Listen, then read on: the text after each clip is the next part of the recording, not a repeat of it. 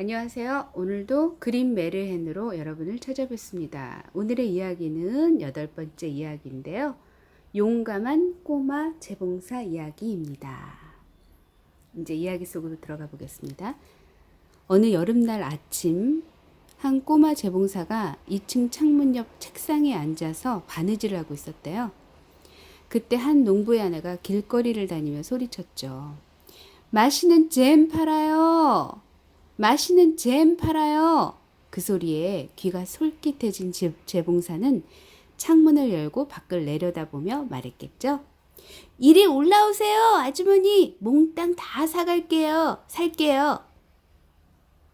방으로 올라온 농부 아내는 바구니를 모두 풀어야 했대요. 재봉사는 냄비마다 모두 열어보더니 겨우 150g을 샀지 뭐예요. 농부 아내는 화를 펄펄 내며 발을 쿵쿵 구르고는 나갔죠. 자, 하느님이 나를 축복하시겠지? 재봉사는 말했어요.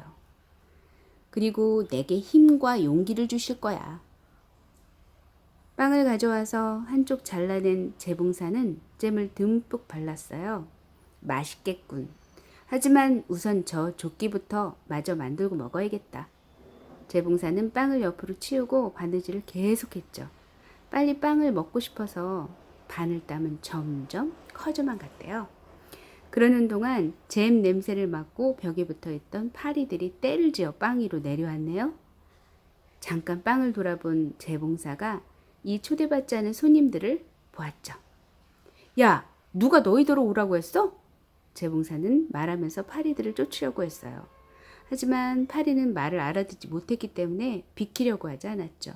오히려 점점 더 많이 몰려왔어요. 화가 머리끝까지 난 재봉사는 자기 방으로 가서 커다란 헝겊을 가져왔죠. 어디 두고 보자.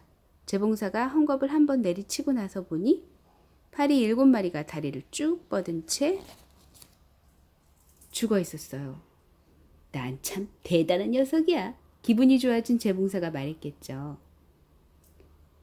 온 시내에 알려야지. 재봉사는 얼른 허리띠를 하나 만들어서는 커다란 글씨로 한 방에 7이라고 수를 놓았죠. 시내가 뭐야? 온 세상에 알려야지. 재봉사는 말했어요. 너무나 기뻐서 심장이 마치 아기양의 꼬리처럼 흔들렸죠. 재봉사는 띠를 몸에 두르고는 세상으로 나가는데 뭐 가져갈 게 없나 하고 집안을 휘둘러 봤죠. 눈에 띄는 것은 오래된 치즈 한 조각밖에 없었어요. 재봉사는 치즈를 주머니에 집어넣었죠. 그리고 문간에서 운 좋게 새 한 마리를 잡아서 치즈와 함께 주머니에 넣었답니다. 그런 뒤 길을 나서서 높은 산 위로 올라갔어요. 산꼭대기에는 커다란 거인이 앉아 있었죠. 이봐 친구, 재봉사가 거인에게 말했어요.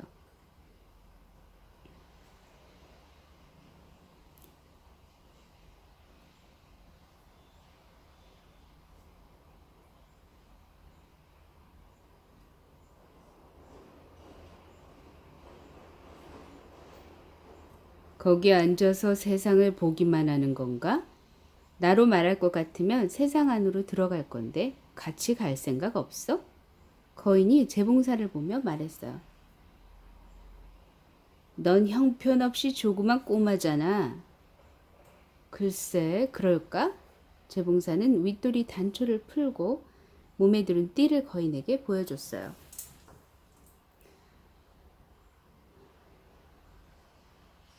내가 어떤 사람인지 똑똑히 봤지?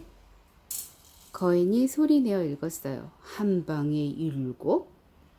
어쩌면 자기도 때려눕힐 수 있는 굉장한 힘을 가진 사람일지도 모른다고 생각하니 거인은 재봉사가 조금 존경스러워졌대요.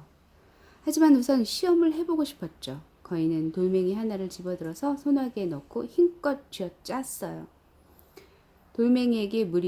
돌멩이에서 물이 뚝뚝 떨어질 때까지 말이에요. 나처럼 해보시지. 거인이 재봉사에게 말했어요. 그렇게 힘센 사람이라면 말이야. 겨우 그거냐? 재봉사는 코웃음을 쳤어요. 그 정도는 나도 할 수 있어. 재봉사가 주머니에서 꺼낸 상한 치즈를 꾹 쥐어짜자 녹은 치즈 조각이 손가락 사이로 주르륵 흘러내렸죠. 어때? 내가 더 낫지 않아? 거인은 할 말이 없었어요. 그러나 아무래도 믿을 수가 없었죠. 그래서 돌멩이 하나를 집어서 높이 던져 올렸어요. 돌멩이는 눈에 보이지도 않을 정도로 높이 올라갔죠. 이 오리 같은 녀석, 나처럼 해보시지. 거인이 말했겠죠. 그러지. 재봉사가 대꾸했어요. 너도 제법 던진다마는 저 돌멩이는 땅으로 내려올 수밖에 없잖아. 하지만 내가 던지면 절대로 떨어지지 않지. 그러면서 호주머니에서 새를 꺼내 던졌죠. 자유로워진 새는 몹시 기뻐하면서 멀리 날아갔대요. 어때 친구? 마음에 드나? 재봉사가 거인에게 물었어요. 던지는 건 잘하는군. 거인이 말했겠죠. 하지만 이제는 네가 뭐 그럴듯한 걸 제대로 드는지 봐야겠어. 그러면서 거인은 재봉사를 커다랗고 무거운 떡갈나무가 쓰러져 있는 곳으로 데려갔죠. 이걸 같이 숲 밖으로 옮겨보자고. 그럼 네가 저 두꺼운 밑동을 어깨에 올려놔. 난 가지끝을 몽땅 들어 나를 테니까. 그게 훨씬 무거워. 재봉사가 말했어요. 거인은 밑동을 어깨에 올려놓았지만 재봉사는 가지 쪽을 드는 대신 그 위에 올라앉았죠.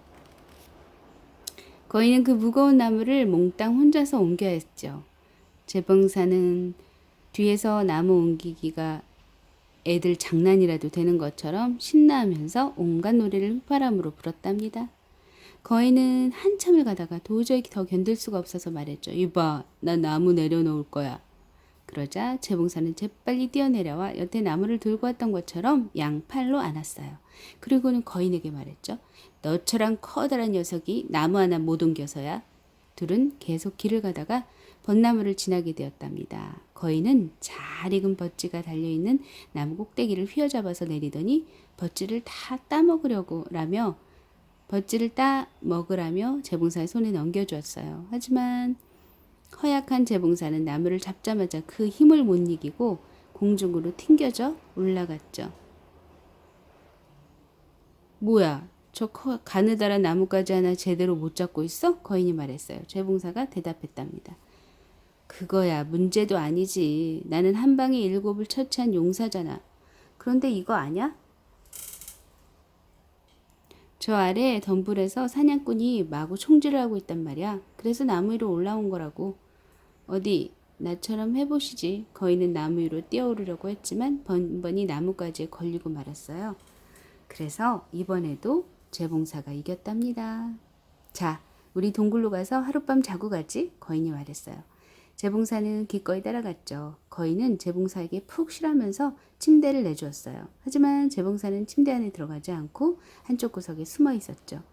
한밤중이 되자 거인이 쇠몽둥이를 들고 들어오더니 재봉사가 잠들어 있다고 생각하고 침대를 힘껏 내리쳤어요. 그러면서 이제 재봉사는 메뚜기처럼 납작해져서 다시는 눈앞에 나타나지 않을 거라고 생각한 거예요. 다음날 거인들은 죽은 재봉사를 까맣게 잊은 채 숲으로 갔어요. 그런데 갑자기 재봉사가 유쾌한 얼굴로 팔짝팔짝 뛰며 나타나는 거예요.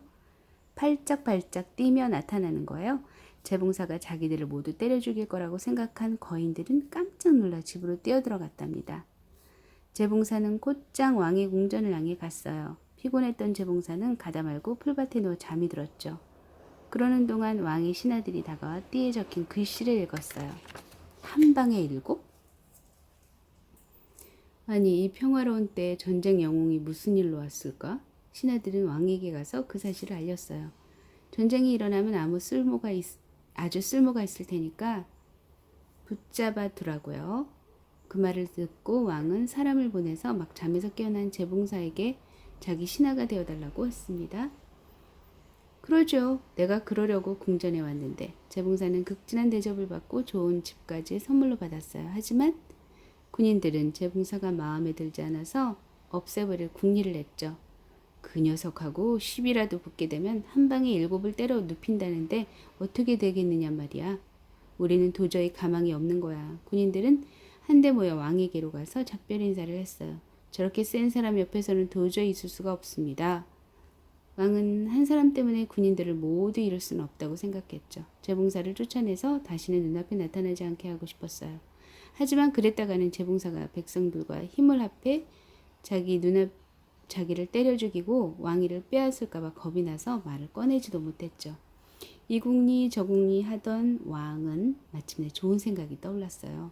사람을 보내서 용감한 재봉사에게 맡길 일이 있다는 걸 말을 전했죠. 이날에 어떤 숲에 도둑질을 하고 사람을 죽이고 불을 지르면서 못된 짓을 하는 거인이 둘이 있는데 아무도 그 곁에 가까이 가지도 못하니 무장을 하고 기사들을 데리고 가서 거인들을 처치해달라는 거였어요. 거인을 없애면 딸을 주고 왕국의 절반도 주겠다면서요. 재봉사는 대답했죠. 아, 그래. 거인은 벌써 상대 본 적이 있으니까 기사 100명 같은 건 필요 없어. 한 방에 7을 처치하는데 둘쯤이야 문제없지. 숲에 닿은 재봉사는 기사들에게 말했어요. 여기 밖에서 기다려. 거인들은 나 혼자 해결할 테니까. 숲으로 들어간 재봉사는 이리저리 거인을 찾아다녔어요. 마침내 두 거인이 한 나무 아래서 나뭇가지 들썩일 정도로 코를 고며 자고 있는 게 보였죠. 식은 죽 먹기로군. 재봉사는 호주머니에 돌을 가득 채우고는 거인들이 자고 있는 나무 위로 올라갔어요. 그리고 첫 번째 거인의 가슴에 돌을 던져댔어요. 마침내 거인이 깨어나서는 두 번째 거인에게 화를 냈죠. 왜 날 때려?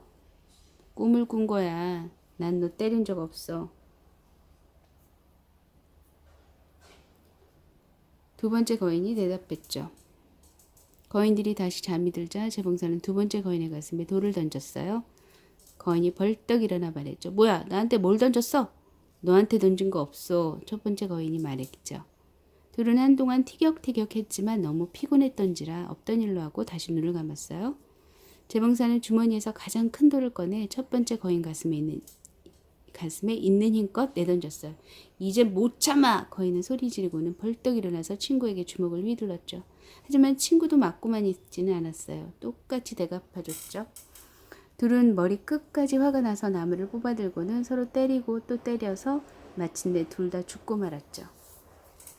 내가 올라와 있던 나무를 안 뽑아서 다행이야. 그랬다면 얼마나 정신없이 뛰어내려야 했겠어? 재봉사는 말했어요. 그리고는 칼을 들고 죽은 거인들에게 가서 가슴에 칼자국을 약간 남겨놓은 뒤 기사들에게 돌아갔죠. 거인들이 숲 안에 있다. 끝장내줬지. 한 방에 7을 처치하는 용사를 상대하자니 녀석들이 겁이 났던지 나무를 마구 뽑아 대들더군.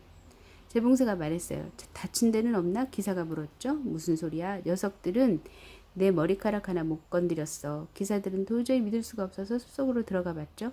그리고 거인들이 마구 뽑혀나간 나무들 사이에 피를 흘리며 죽어있는 것을 보았어요. 기사들은 놀라기도 했지만 겁이 더 났죠. 재봉사가 혹시라도 자기들하고 적이 되면 모두 죽일 거라고 더 크게 믿게 되었죠. 기사들은 궁전으로 돌아와 왕에게 보고를 했어요. 재봉사도 와서 말했죠.